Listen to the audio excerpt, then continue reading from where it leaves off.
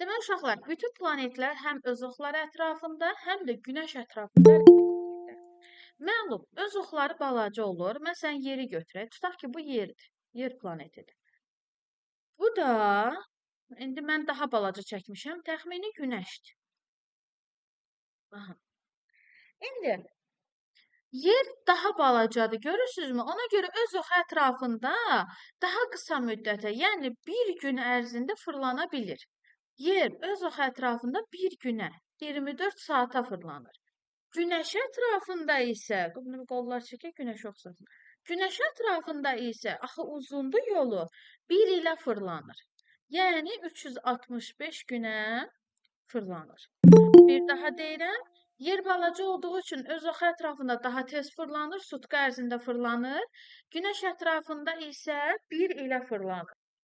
Bunları sizə niyə deyirəm? Məsələn, sual düşür ki, yerin öz oxu ətrafında hərəkətinin nəticələri. Siz fikirləşməlisiniz ki, yer öz oxu ətrafında 24 saata, yəni cəmi bir günə fırlanır. Bir gün ərzində nələr baş verə bilərsə, bunlar yerin öz oxu ətrafında hərəkətinin nəticələridir. Məsələn, gecə-gündüz, məsələn, sutkalıq küləklər, brizlər, sutkalıq temperatur amplitudası və yaxud da sutka ərzində baş verən yağıntı. Bax, bunlar hamısı yerin öz oxu ətrafında hərəkətinin nəticəsi götürülə bilər. Günəş ətrafında hərəkətin nəticəsini istəsə sizdən, düşünməlisiniz ki, yer günəş ətrafında 1 ilə fırlanır. Yəni, illik hadisələr götürməlisiniz. Məsələn, fəsillər, qarın yağması, musson yağışları, illik temperatur amplitudu, illik küləklər, bunların hamısını bura aid eləyə bilərsiniz. Yəqin ki, bu sizin yadınızda rahat şəkildə qalar. Yəni, o punktları bir-bir öyrənmənizə ehtiyac yox. Sadəcə məntiqinizi işlədin ki, yer daha balacadır, öz oxu ətrafında tez bir zamanda fırlanır, amma günəş böyük olduğu üçün günəşin ətrafında daha böyük müddətə fırlanır. Deməli, uşaqlar, bu fəsilləri niyə sayır? Biz bilmirik mi neçə fəsil var. Amma həqiqətən arada elə uşaqlar olur ki, onlar bilmirlər. 8, 10, 12 fəsil deyənlər də olur. 4 dənə fəsil var. Yaz, yay, payız və qış fəsli. Bu fəsillərdə yerin günəş ətrafında hərəkətin nəticəsində və günəşin yerə düşmə bucağı sayəsində formalaşır. Gəlin baxaq. Öncə başlayaq yaz fəslindən. 21 martda başlayır yaz fəsli. Yaz fəsli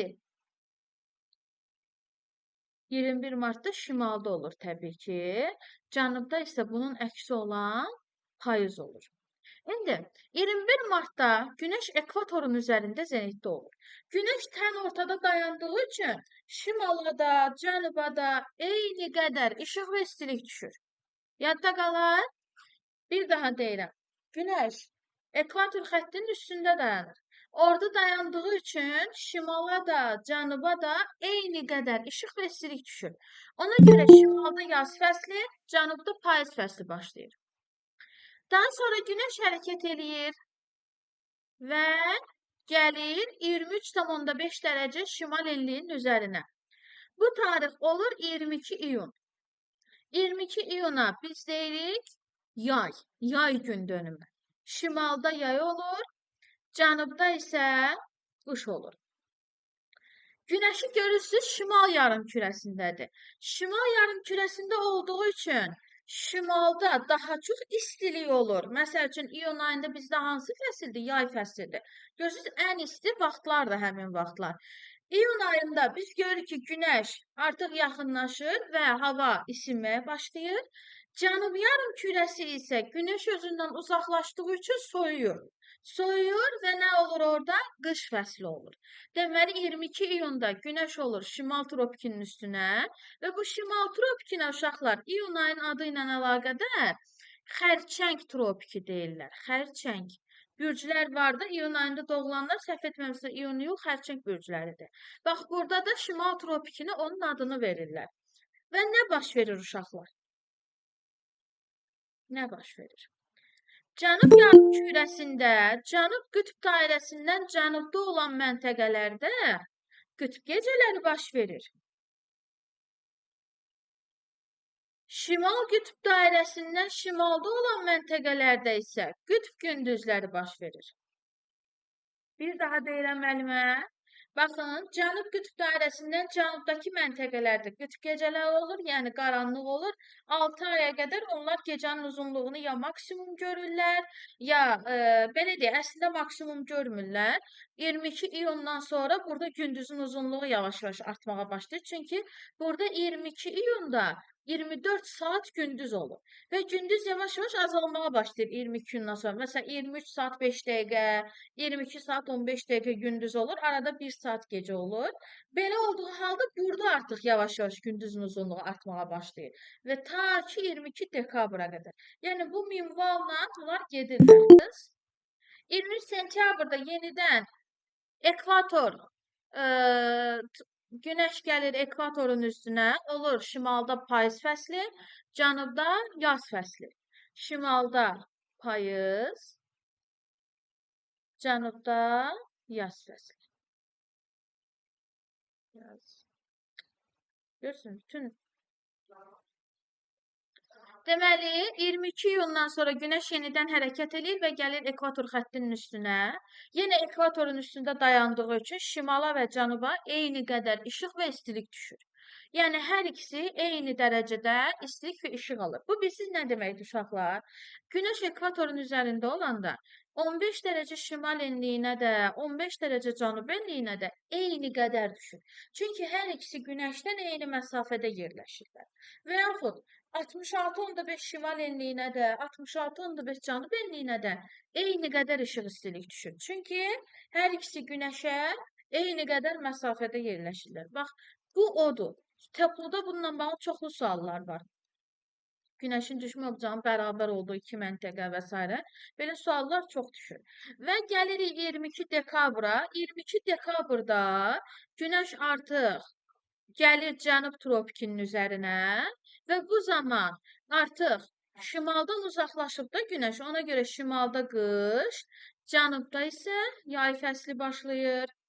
Şimal yarımkürəsindən Günəş uzaqda dayandığı üçün ora qış, cənub yarımkürəsindən isə yay fəsli başlayır. Və buna görə 23,5 cənub enliyini adlandırırlar Oğlaq tropiki. Oğlaq tropiki adlandırırlar. Bunun digər adı Oğlaq tropikidir. Şimaldakı tropikin digər adı Xərçəng tropikidir, cənubdakı isə Oğlaq tropikidir uşaqlar.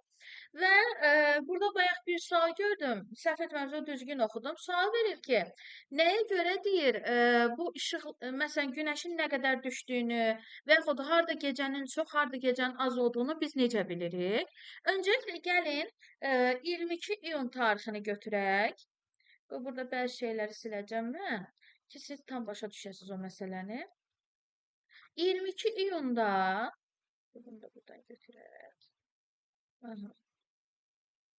Hansı məntəqələrə günəş daha çox düşür və hansı məntəqələrdə gündüz daha uzundur? Ora günəşin çox düşməsi, orada gündüzün uzun olması demək deyil uşaqlar. Günəş 90 dərəcədə düşə bilər həmin yerə, amma bu o demək deyil, orada 24 saat gündüz var. Hətta birinci qəbulda mı, ya hardasa belə bir sual var idi ki, gün ərzində günəş birinci qəbuldaydı deyəsən, o Hindistan yarımadası falan olan sualdaydı.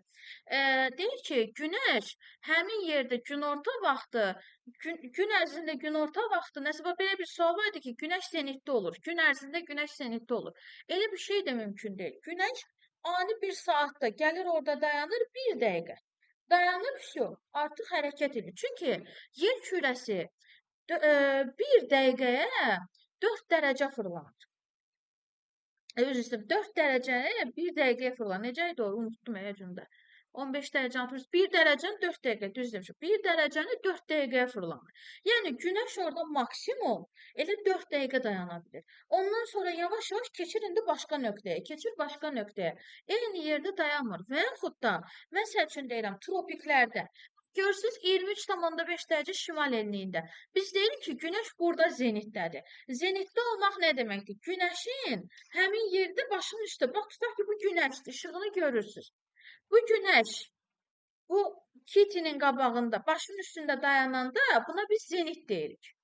Bizim kimi ölkələr günəşi heç vaxt öz üstümüzdə zenitdə görmür. Çünki biz daha şimaldayıq, biz ancaq günəşi özümüzdən cənubda görürük. Cənub şərqdə doğur günəş, günorta vaxtı cənubda olur, batanda isə cənub-qərbdə olur. Biz onu heç vaxt ya öz üstümüzdə, ya özümüzdən irəlidə, yəni şimalda görə bilmirik. Amma məsələn, tropiklərin özündə, tropikin özündə günəş tam-tamına orada zenitdə olur. Yəni 90 dərəcə düşür, düz bucaq altında düşür. Amma nə olsun, bu o demək deyil ki, tropikdə 24 saat gündüzdür. Xeyr, tropikdə də gündüzün uzunluğu artır, azalır. Amma 24 saat olmur. Ən azından yarı-yarıya olur və yaxud yarım rəqəmə daha uyğun olur. Məsələn, 10 saat gündüz, 14 saat gecə və yaxud tərsinə. Bizdəki kimi də belə deyək. Görürsüz, yay gəlir, gündüzlər uzanır, gecələr qısalır. Ondan sonra ekvatorda olur, bəli, ekvatorda da olur. 21 martda və 23 sentyabrda günəş ekvatorun üzərində zenitdə olur. Bu bir. Hara günəş çox düşür desə, qızım, baxın. Tutaq ki, deyir ki, tarix 22 iyunu göstərir. 22 iyunda gəlin bura məntəqələr qoyaq. A, B, C, D və Y. Deyir ki, bunların içində hara günəş daha çox düşür? Baxacağıq. Hətta burada bir F nöqtəsi də verim. Hara günəş daha çox düşür? Siz deyəcəksiniz ki, günəşə hansı daha yaxındır bu hərflərin içində? A. Deməli, A-ya günəş daha çox düşür. Azalan sıra istəsə A, sonra B, sonra F, sonra C, D, Y. Bəs sual versə ki, bu məntəqələrdən hansında gündüzün uzunluğu daha çoxdur? F-i götürəcəksiniz. Çünki yay gün dönümündə əgər günəş şimala gəlibsə, bayaq da göstərdim müəllimə, şimal tropik xəttindən şimalda olan nöqtələrdə 24 saata yaxın bir müddətdə gündüz olur. Və ona görə də burada gündüzün uzunluğu daha çox olur. Bəs sual versə ki, 22 iyunda harda gecənin uzunluğu daha çoxdur? E məntəqəsində. E-də gecənin uzunluğu daha çoxdur. Çünki cənub qütbündə yerləşir. Bu qütb gecələri, qütb gündüzləri anlayışı yalnız qütblərə aiddir. Yadda saxlayın. Əgər hansına günəş çox düşür desə, günəşə yaxın yeri götürəcəksiniz. Hansında, məsələn 22 iyun verib, deyir ki, harda gündüzün uzunluğu daha çoxdur? O zaman qütbə yaxın, şimal qütbünə yaxınları götürəcəksiniz. Çünki yenə deyirəm, orada qütb gündüzləridir. Bizim kimi ölkələrdə gecə, gündüz adi növbələşir. Ekvatorun özündə də günəş adi növbələşir gecə-gündüz. Amma qütblərdə elə deyil. Qütblərdə uzun bir müddət gecə, uzun bir müddət gündüz olur. Ona görə qütbə getdikcə ya gecənin uzunluğu, ya gündüzün uzunluğu artır. Bəli, 22 dekabrda isə bunun tərsinə olacaq. Məsələn, bu qələm, hə. Gəlin ona da baxaq bir dənə. Məsələn, bizdən istəyib tutaq ki, 22 dekabr. Deyir 22 dekabrda hara günəş daha çox düşəcək? 22 dekabrda 23,5 dərəcə cənub enliyinin üstündə olur günəş. Və bura ən yaxın nöqtə hansıdır? C. Artan sıra istəsə nə edəcəm? C, B, D, Y, A, F nöqtələr olacaqdır. Burada deyəcək ki, gündüzün uzunluğu harda daha çoxdur? Artıq günəş cənubdadır. Deməli, cənub qütbündə gündüzdür. Y-də daha çox olacaq. Harda qütb gecələridir? F nöqtəsində qütb gecələridir. Qurtardı, getdi. Yəni, bu... Deməli, bizə belə bir şəkil verir və deyir ki, yer kürəsinin bu vəziyyətinə uyğun olan xüsusiyyətləri götür. Səhv etmirəmsə 2024-ün qəbuluna düşmüşdü və topluda da kifayət qədər çox sual var bundan bağlı. Nə edirsiniz? Bir dənə şimal qütbünə baxırsınız. Başqa heç yana baxmır. Onsuz da baxa-baxa dursanız heç nə başa düşməyəcəksiniz. Bir dənə şimal qütbünə baxırsınız. Əgər şimal qütbü qaranlıqdırsa, deməli söhbət 22 dekabrdan gedir. Deməli günəş bizdən çox uzaqdadır və qışdır. Bəli, qışa aid xüsusiyyətləri götürürsünüz. Yadda saxlayın. Əgər şimal qütbü qaranlıqdırsa, 22 dekabrdır və qışdır. Əgər cənub qütbü qaranlıqdırsa, deməli 22 iyundur. Yəni şimal əgər qaranlıq deyilsə, tam tamına işıqlıdırsa, o zaman 22 iyundur. Yox, əgər yarısı qara, yarısı ağdırsa, o zaman ya 21 martdır, ya 23 sentyabrdır.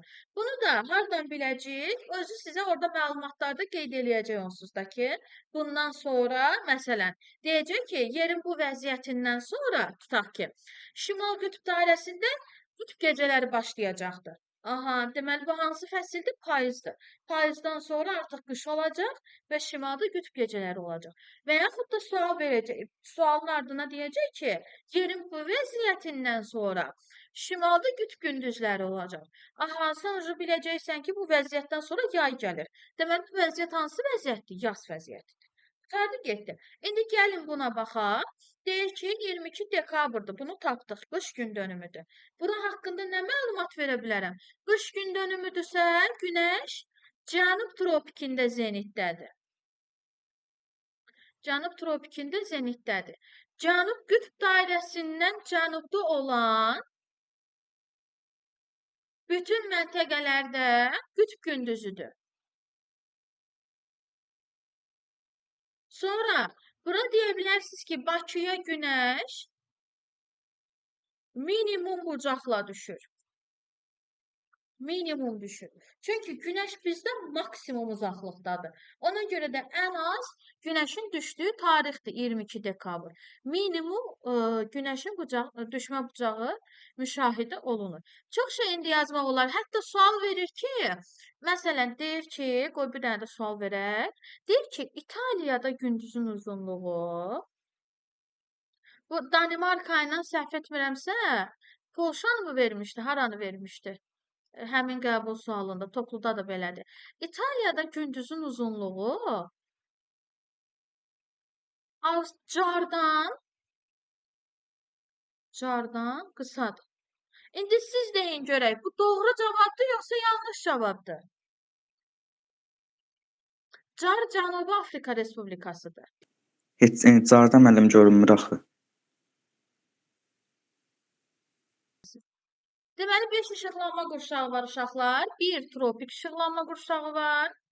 2 mülayim işıqlanma qurşağı var. 2 də qütb işıqlanma qurşağı var. Tropik işıqlanma qurşağı 23,5 dərəcə şimal enliyi ilə 23,5 dərəcə cənub enliyi arasında yerləşir. Yəni, bax gördüyünüz bu hissə tropik işıqlanma qurşağıdır. Tropik işıqlanma qurşağının, belə yazaq, Tropik işıqlanma qurşağının xüsusiyyətləri nələrdir? Günəş ildə 2 dəfə zenitdə olur. Zenitdə olur. Günəş ildə 2 dəfə zenitdə olur. Tropiklərdə 1 dəfə. Bunu birazdan yenə izah edəcəm. Gecə gündüz adi növbələşir. Fəsillər aydın müşahidə edilmir.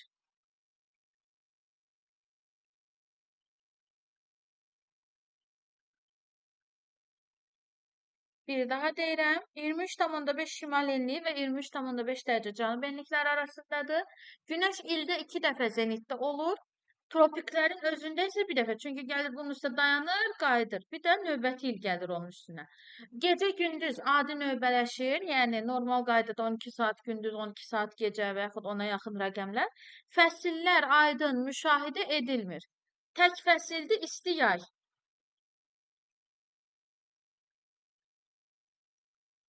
İsti yay. Sonra uşaqlar, bu işıqlanma qurşağında yerləşən bütün məntəqələrdə günəş maksimum 90 dərəcə düşür. Birinci qəbulunuzda düşmüşdü, odur.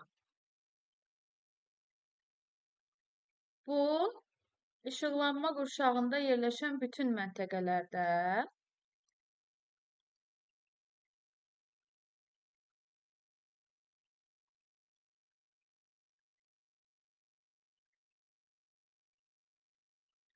günəş maks 90 dərəcə düşür. 90 dərəcə düşür. Yəni uşaqlar, bu nə deməkdir? Buradan məsələn verir 15 dərəcə şimal enliyini. 15 dərəcə şimal enliyi görürsünüz ki, 0 ilə 23.5-in arasındadır. Və deməli 15 dərəcə şimal enliyinə günəş maksimum 90 dərəcə düşür. Və uşaqlar, günəş 23.5-dən nə şimala qalxmır, nə də 23.5 cənub enliyindən cənuba enmir. Məsəl üçün deyirəm, gəlin bura baxaq. Bura bir K nöqtəsi verək. Deyir ki, K nöqtəsi günəşi özündən harda görə bilməz? Deyəcəksiniz ki, K nöqtəsi günəşi özündən cənubda görə bilməz. Çünki ancaq şimalda görəcək. Çünki K özü yerləşəcək burada. Məsələn, 40 dərəcə cənub enliyində. Günəş 40 dərəcə cənub enliyinə gəlmir, axı 23.5-dən aşağı düşmür. Ona görə ancaq şimalda görəcək. Bəli, qızım, burada 15 yox, 5 dərəcədə olsaydı yenə 90 dərəcə düşəcəkdi. 23.5-in özünə də maksimum 90 dərəcə düşür. 0 ilə 23.5 arasında nə rəqəm varsa, hamısına 90 dərəcə düşür maksimum. Və yaxud da burada Bakını götürək. Bakı günəşi özündən şimalda görə bilərmi? Yox. Günəşi özünün başının üstündə görə bilərmi? Yox. Günəşi ancaq özündən cənub-şərqdə, cənubda və cənub-qərbdə görə bilər. Qutardı, getdi. Sonra gəlir mülayim işıqlanma qurşağı. Mülayim işıqlanma qurşağına gəlin baxaq. Oy. Aha. Gəlin bu tərəfi silin müəllimə.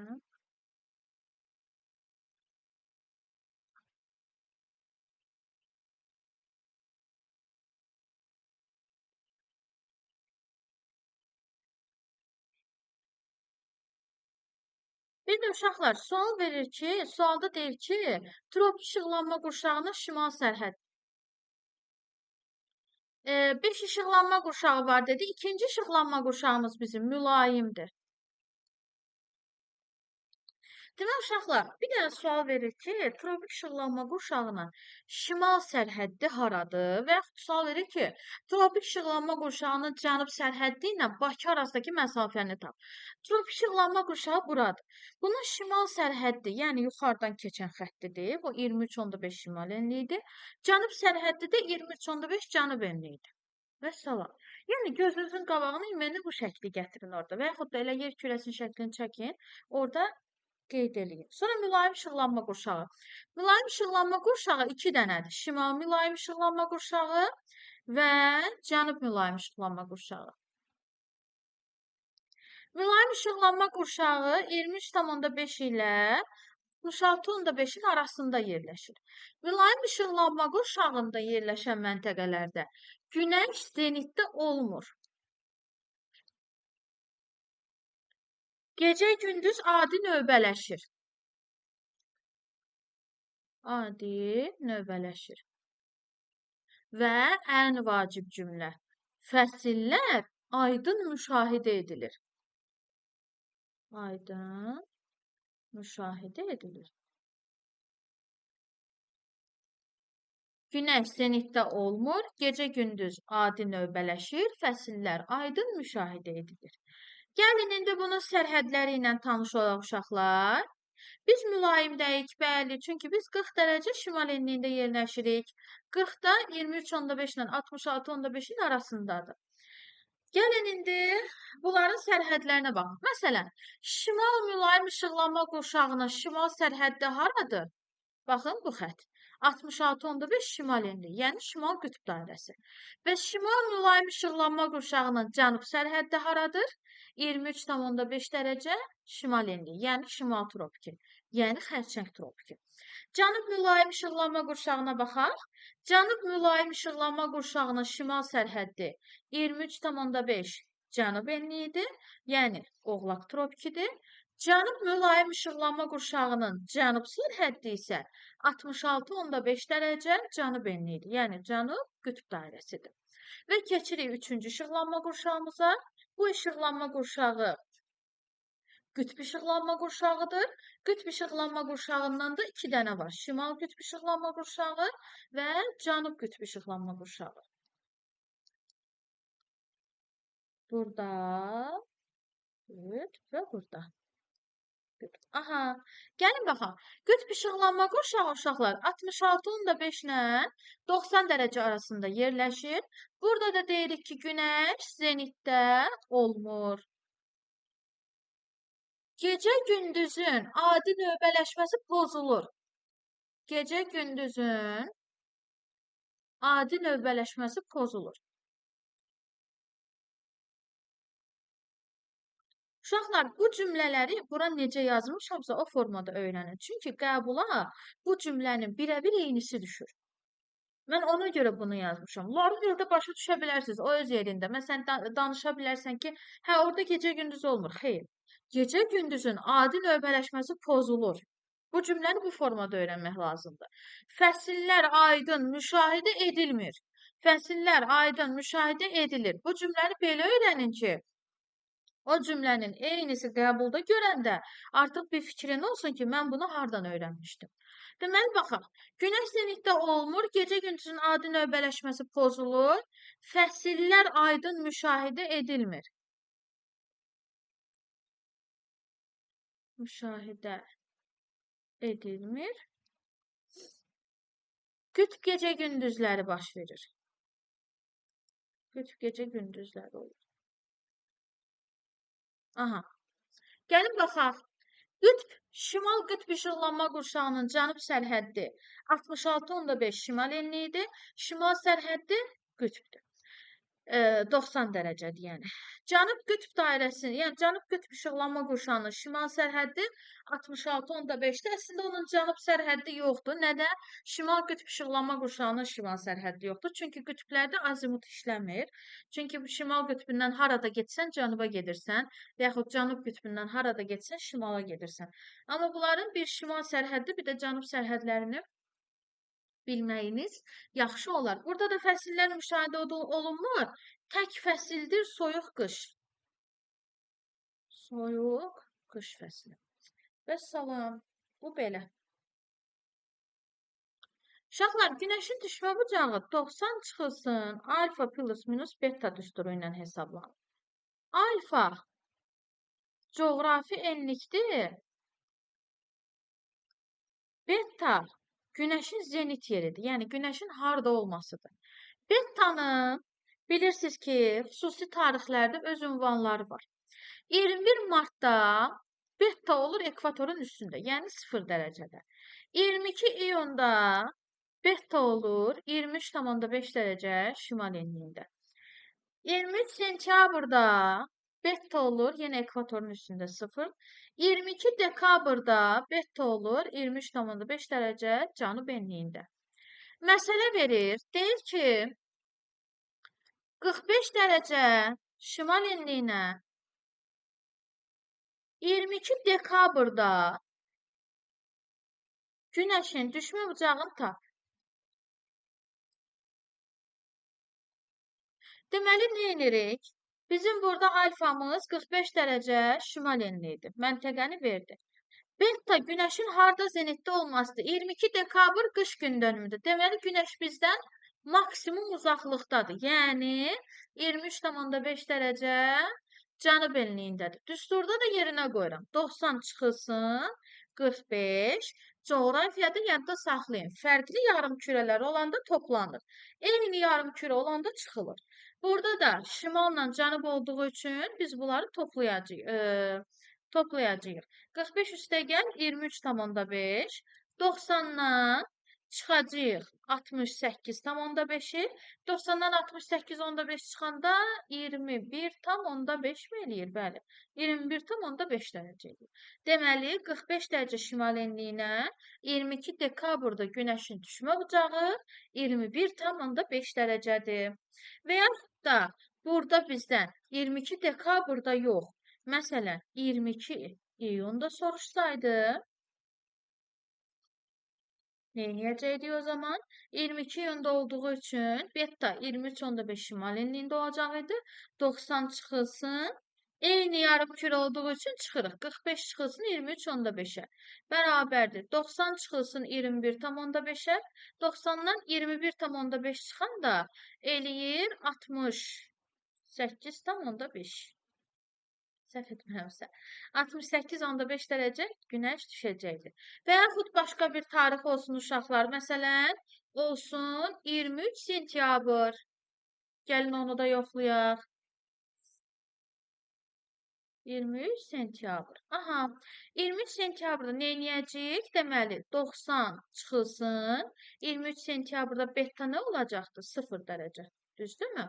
Beta olacaqdı 0 dərəcədə, yəni ekvatorun üzərində.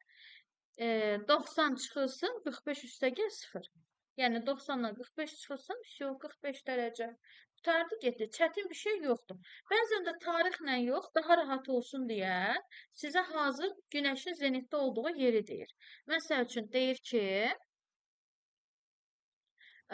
günəş məsələn 20 dərəcə cənub enliyində zenitdədir. Bakıya hansı bucaqla düşər? Hansı bucaqla düşər? Gəlin hesablayaq. Deməli, mən öncə alfamı yazmalıyam. Alfam nədir? Bakının enliyi. Bakı hansı enlikdə yerləşirdi? 40 şimal enliyində yerləşirdi. Və betam isə, yəni günəşin zenitdə olduğu yer isə 20 cənub enliyidir. Düsturda yerinə qoyuram. 90 çıxılsın, 40 üstəgəl 20. Nəyə görə topladım? Çünki fərqli yarımkürələrdir. 90-dan 60-ı çıxıram, eləyir 30 dərəcə. Deməli, həmin vaxtda Bakıya günəş 30 dərəcə bucaqla düşür. Deməli, bu sualda deyir ki, günəş 50 dərəcə şimal enliyinə 35 dərəcə bucaqla düşürsə, o harada zenitdədir? Yəni, mənə alfanı da verib. Alfam bərabərdir 50 şimal enliyinə. Cavabı da verib mənə. Cavabım 35-dir. Məndən bettanı soruşur. Sual. Düsturda yerinə qoyaq. 90 çıxılsın, 50 üstəgəl x, yəni bettamı bilmirəm, bərabərdir 35-ə. 50 üstəgəl x bərabərdir. 90-dan 35 çıxanda nə eləyir? 55. X də bərabərdir 55 çıxılsın 50-yə. X də eləyir 5 dərəcə. Və burada 50 şimal enliyi idi. Ortaya plus yazmışamsa, bura cənub enliyi verməliyəm. Deməli, 5 dərəcə cənub enliyi. Deməli, beta 5 dərəcə cənub enliyindədir. Yəni, günəş 5 dərəcə cənub enliyində zenitdədir. Qurtardı, getdi. Göstərəcəm ona, çünki çox qarışdırırsınız bəzi nüansları. Məsələn, öncə götürək nəyi? Götürək elə 57 dərəcə, məsələn, cənub enliyinə. Deyirəm ki, məsələ 4. 57 dərəcə cənub enliyinə günəşin maksimum və minimum düşmə bucağını tap. Bunun düsturu belədir uşaqlar. 90 çıxılsın alfa plus minus 23,5. Yəni, bir dəfə üstünə 23,5 gəlib hesablayacağıq, bir dəfə 23,5-i çıxıb hesablayacağıq. Aldığınız böyük ədəd maksimum düşmə bucağıdır, aldığınız kiçik ədəd minimum düşmə bucağıdır. Yəni, gəlin yerinə qoyaq. 90 çıxılsın, 57 üstəgəl 23,5. Bu eləyir. 90 çıxılsın, 57 üstəgəl 23,5. Nə eləyir? 70, 80,5. Burada qalır 9,5 dərəcə. Bir də var, yazıram 90 çıxılsın 57 minus 23,5. 57-dən 23,5 çıxanda eləyir 33,5. 90-dan da 33,5 çıxanda qalır 56,5. Aha, deməli bura günəş maksimum 56,5 düşür. Minimum 9,5 düşür. Vəssalam. Bir daha deyirəm, günəşin maksimum və minimum düşmə bucaqları 90 çıxılsın alfa plus minus 23,5 ilə hesablanır. Burada Elcan, eyni enlikdə olub olmamasının dəxli yoxdur. Bir dəfə toplayırsan, bir dəfə çıxırsan. Və aldığın böyük ədəd maksimum rəqəmdir, aldığın kiçik ədəd minimum rəqəmdir. Bu nə deməkdir? 57 dərəcə cənub enliyinə günəş 9,5-dən az düşə bilməz. Yəni 9,4 düşə bilməz, 9 düşə bilməz və 56.5-dən də çox düşə bilməz. Məsələn, 60 dərəcə günəş ora düşə bilməz. 70 dərəcə düşə bilməz. 80 dərəcə düşə bilməz. Bax, budur. Bura günəşin düşmə intervalı 9,5 ilə 56,5-in arasındadır. Məsələn, sual verir ki, 57 dərəcə, məsələn, sizə sual verəcək. Deyəcək ki, 57 dərəcə cənub enliyinə günəşin düşmə bucaqlarını hesabla və yaxud hansı bucaqla düşə bilər. 6 dənə də punkt verib sənə. Məsələn, yazıb 43 dərəcə, 71 dərəcə, 15 dərəcə, 27 dərəcə, 5 dərəcə, 81 dərəcə. Deyir ki, 57 dərəcə cənub enliyinə günəş hansı bucaqlı düşə bilər? Sən sıraz onun maksimum, minimum düşmə bucağını tapırsan və o aralıqda olan rəqəmləri götürürsən. Məsəl üçün, 43 dərəcə düşə bilər. Çünki 43 9 ilə 56-nın arasındadır. 71 düşə bilməz. 2 yanlışdır. 15 dərəcə düşə bilər. 27 dərəcə düşə bilər. Amma 5 dərəcə düşə bilməz və 81 dərəcə düşə bilməz. Bəli. 1, 3, 4. Eyni şeyi Bakı üçün verə bilər sizə. Bakı üçün deyər ki, Bakıya günəş hansı bucaqla düşə bilməz. Siz hesablayacaqsınız. Bakı minimum günəşin düşmə bucağı, qoy burada mən qeyd edeyim. Minimum düşmə bucağı 26,5 uşaqlar, maksimumda 73,5-dir. Günəş bunlardan nə çox, nə az düşə bilməz. Yəni 26,5-dən az da düşə bilməz. 73,5-dən çox düşə bilməz. Gəlin indi Bakıya aid olanları götürək burada. Məsələn, qoy Bakıya aid olanları yaşıl rəqəmlə götürüm. Bakıya bunlardan hansı bucaqla düşə bilər günəş? Düşə bilər Bakı. Bura Bakıdır. Bura hansı bucaqla düşə bilər? Məsələn, 43 dərəcə düşə bilər, 27 dərəcə düşə bilər və 71 dərəcə düşə bilər. Yəni 1, 2, 4 olacaqdır. Hansı bucaqlarda düşə bilməz? 2, daha doğrusu 3, 5 və 6 ilə düşə bilməz. 1, 2, 4 ilə düşə bilər, amma 3, 5, 6 ilə düşə bilməz. Sonra növbəti bir sualım var bununla bağlı sizə. Məsələn, 57 dərəcə cənub enliyi yox. Olsaydı, əyyanilər heç nə deməsin, ha, gəlib burada öyrənmişsiniz, heç nə deməyin, bilirsinizsə əgər. Deməli, deyirəm ki, 20 dərəcə şimal enliyinə günəşin maksimum və minimum düşmə bucağını tapın. İndi siz tapın, burada çat bölməsinə yazın görək. Bir daha deyirəm, 20 dərəcə şimal enliyinə günəşin maksimum və minimum düşmə bucağı, əgər minimum tapdı 46,5, maksimum isə 90 dərəcə düşür. Aha. Deməli, uşaqlar, yer kürəsi, bilirsiniz ki, öz çevrəsi 360 dərəcə. Yəni, bir çevrənin uzunluğu dərəcəsi 360 dərəcədir. Yer kürəsi bu 360 dərəcəni 24 saata fırlanır. Və artıq biz burada tarazlaya bilərik. Əgər yer kürəsi 24 saata 360 dərəcə fırlanırsa, 1 saata nə qədər fırlanır? Və çarpaz hesablayırsınız. Və düşür 1 saata. Tamam uşaqlar, tamam.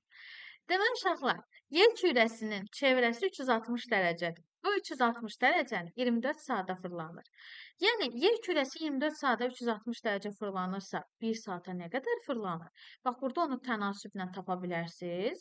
Və burada görürük ki, yer kürəsi 1 saata 15 dərəcə fırlana bilir. 1 saata 15 dərəcə fırlanır. Bu hissənin burada şəkli adiyyatı yoxdur. Sadəcə anlayın deyə onun sizin izahını verirəm. Yer kürəsi 1 saata 15 dərəcə fırlanırsa, biz tapa bilərik ki, yer kürəsi 1 dərəcəni nə qədər vaxta fırlanır? 15 dərəcəni əgər 60 dəqiqəyə fırlanırsa, 1 dərəcəni də 60-ı 15-ə bölürsünüz, 4 dəqiqəyə fırlanır. Baxın, bu yuxarıda da qeyd eləmişəm. Bax, bu 1 dərəcə bərabərdir 4 dəqiqə məsələsi var, ha.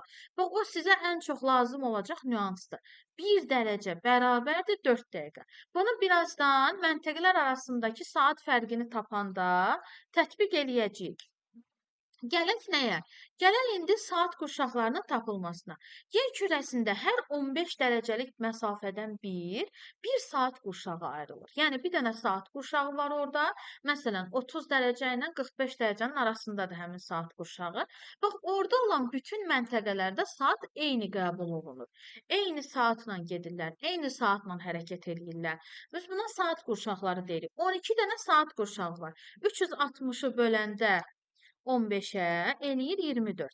Cəmi 24 saat qurşağı var. Bu 24 saat qurşağının 12-si şərqə düşür, 12-si qərbə düşür.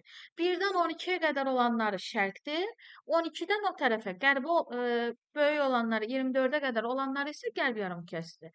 Saat qurşağı ilə bağlı iki cürə sual olur. Birincisi, coğrafi uzunluğu verir, hansı saat qurşağında yerləşdiyini tapmağını istəyir. Məsəl üçün, gəlin baxaq. 70 şərq uzunluq. Deyir ki, hansı saat qurşağında yerləşir? Biz bilirik ki, 1 saat 15 dərəcədir. Ona görə 70-i bölürük 15-ə. Görək neçə saat qurşağına ayrılmış olur. 70-i 15-ə böləndə içində 15 10 neçə dəfə yerləşir? 4 dəfə. Eləyir 60. Qalır 10. Əgər qalıb 7,5-dən böyük olarsa, cavabın üzərinə 1 gəlirsiniz. Yəni, qalıq 10 olduğu üçün 4-ün üstünə 1 gəlirik. Burada eləyir cavab 5. Deməli, 70 şərq uzunluğu 5-ci saat qurşağında yerləşir. Əgər bu qalıq 7,5-dən böyük olmasaydı, məsəl üçün deyirəm, 60 yox, indi 63 dərəcə şərq uzunluğu olsaydı, nə edəcəkdik? Yenə 15-ə bölürdünüz, yenə 4 qalırdı, qalıqda 3 qalırdı. Qalıq 7,5-dən böyük olmadığı üçün cavabı olduğu kimi götürəcəkdik. Və salam. Bir daha deyirəm müəllimə. Hansı saat qurşağında yerləşdiyini tapmaq istəyirsinizsə, şərqdədirsə birbaşa 15-ə bölürsünüz və qalığa baxırsınız. Qalıq 7,5-dən böyükdürsə cavabın üzərinə 1 gəlirsiniz, kiçikdirsə cavabı olduğu kimi götürürsünüz. Gəl qərb yarımkürəsinə baxaq. Qərb yarımkürəsində isə məsələn bu olsaydı 70 qərb uzunluğu, onda nə edəcəkdik? Yenə eyni qaydada 70-i böləcəksiniz 15-ə, alınır 4, qalıq qalır 10. Qalıq 7,5-dən böyük olduğu üçün yenə cavabın üzərinə 1 gəlirsiniz. Amma burada cavab 5 eləmir. Qərb yarımkürəsində həmişə saat qurşağını 24-dən çıxırıq. Yəni aldığımız cavabı 24-dən çıxırıq. Bəli, eləyir 19-cu saat qurşağı. Və yaxud da gəlin 63 qərb uzunluğunu yoxlayaq. Yenə bölürəm 15-ə, cavab alınır 4, qalıq 3-dür, qalıq 7,5-dən böyük deyil. Ona görə 4-ün özünü götürüb 24-dən çıxırıq. Eləyir 20-ci saat qurşağı. Vəssalam. Bax, bu dərəcəsinə görə, yəni bizə meridianı verir, deyir ki, bu meridian hansı saat qurşağında yerləşir, bu coğrafi uzunluq hansı saat qurşağına düşür, bunu istəyir. Bu da bu formada tapılır. Bir də var ki, saat qurşağını verir sizə, deyir, bunun orta meridianını tap. Gəlin tapaq. Ben müəllimə silsin.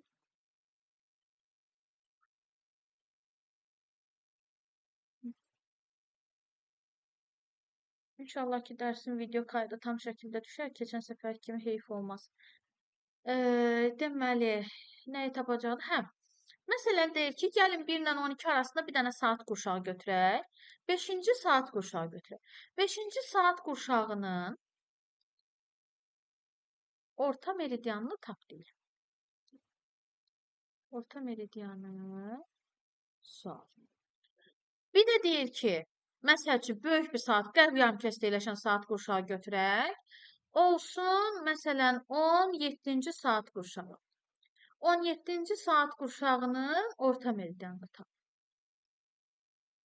İndi baxın, uşaqlar. Mən saat qurşağına baxıram, 5-dir. 5-ci saat qurşağı 1 ilə 12-nin arasındadır. Yəni, 12-dən kiçikdir. Deməli, bu şərqdə yerləşir.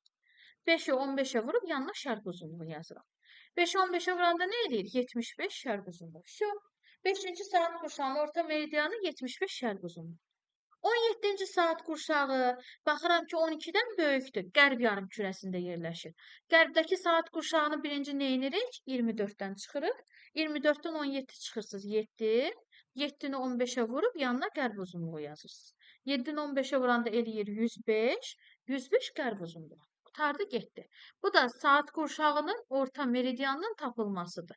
Əgər saat qurşağı 12-dən kiçikdirsə şərqdədir, birbaşa 15-ə vurub yanına şərq uzunluğu yazırsınız. 12-dən böyükdürsə qərbdədir. Oradan deməli saat qurşağını 24-dən çıxırsınız, 15-ə vurub qərb uzunluğu yazırsınız. Qurtardı, getdi. Bir də saat qurşağı ilə bağlı son qayda var. Saat qurşağının sərhədlərinin tapılması var. Gəlin bir dənə ona baxaq. Doğrudan tam başa düşdünüz uşaqlar? Çətin deyil ki sizin üçün. Ya izah, ya nə bilim nəsə. Aydındırmı hər şey?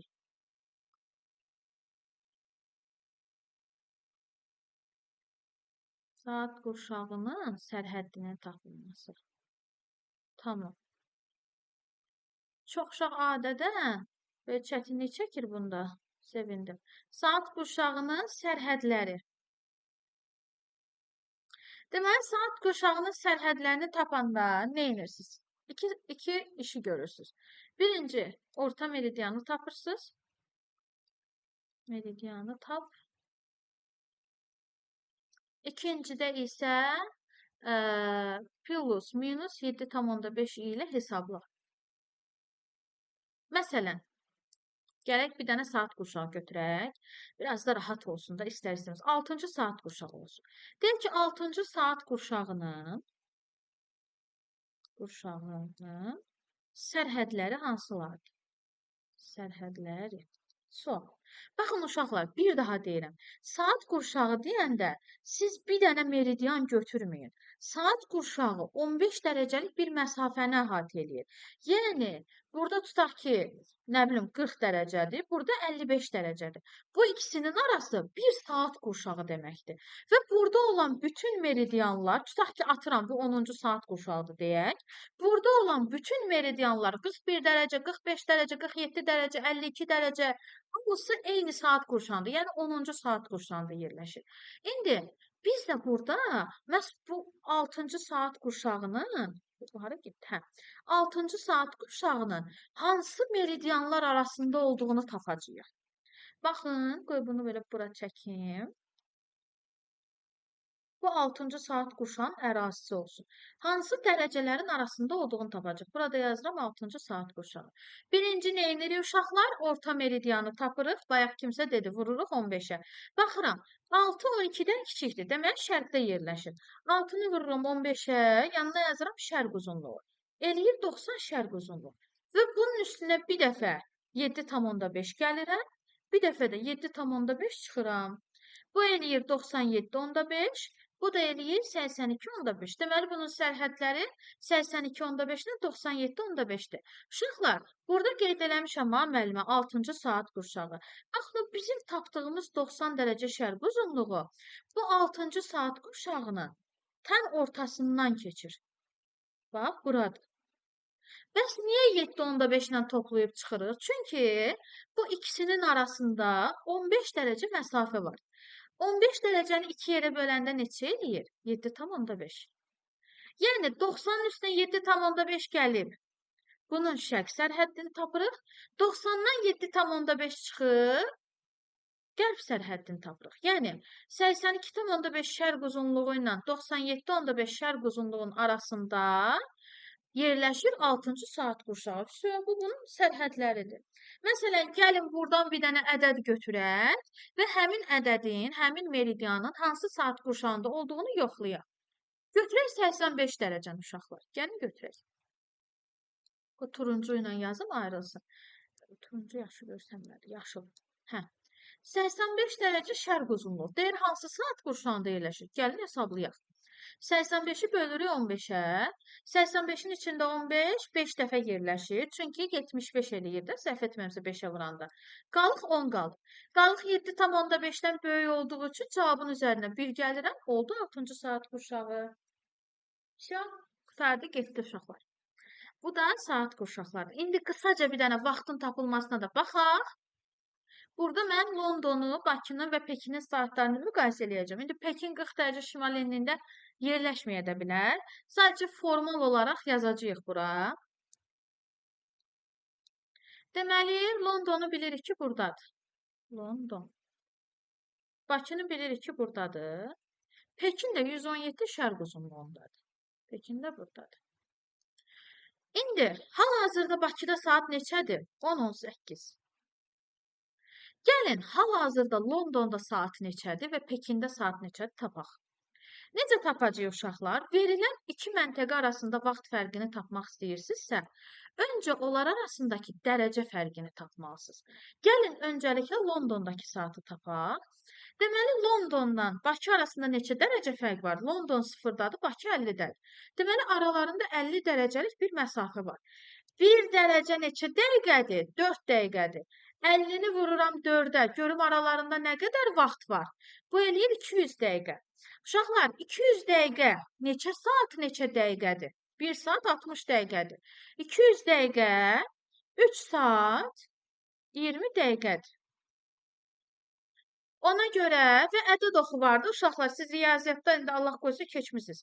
Orada var 0, 1, 2, bir də geriyə doğru -1, -2. Ədəd oxunda görürsünüz ki, sağ tərəfə, yəni şərqə doğru gedirsənsə bu artır. Geriyə doğru gedirsənsə bu azalır.